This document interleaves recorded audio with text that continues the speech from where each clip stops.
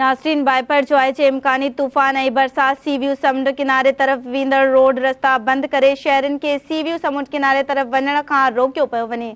Rescue 1122 जी team भी मौजूद है। नेवी जा 2 हेलीकॉप्टर सी व्यू समुंड किनारे जे भर पासे में फिजाई निगरानी करे रहा आहिनि। उन हवाले सां असां वीडियो लिंक ते मौजूद है। कराची मां धरती टीवी जो रिपोर्टर इमदाद सूमरा जी। इमदाद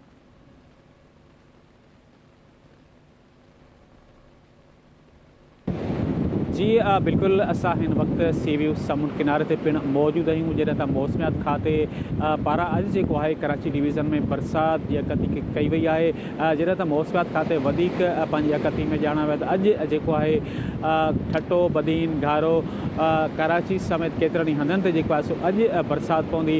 जॾहिं त बपर जो आहे जेको तूफ़ान जेको आहे उहो हिन वक़्तु उनजो ख़तरो जेको आहे कराची मां टरी वियो आहे।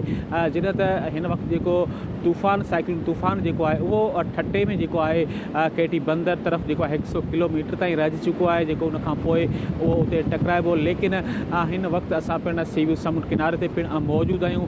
असांजो कैमरामैन उहे मंज़र ॾेखारे जेके हिन वक़्तु समुंड जी जेकी छोलियूं जेकी आहिनि लहरूं जेकी आहिनि उहे मथीं सतह ताईं जेको आहे सो थी रहियूं आहिनि। पाणी हिन वक़्तु समुंड जो पाणी बि मथीं सतह ते अची रहियो आहे। जॾहिं त उनजो पाणी बि जेको आहे सो रोडनि रस्तनि ते पिण अची वियो आहे। लहरूं तमामु सख़्तु आहिनि। उनजी लहरूं जेकी आहिनि मथीं सतह ते आहिनि।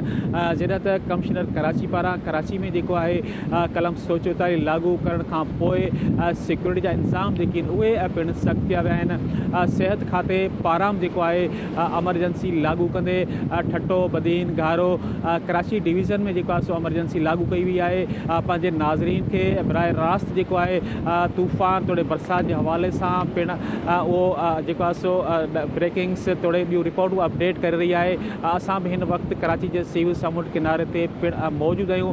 अव्हांखे हर पल जी ख़बर पिण ॾींदा रहंदासीं। जी।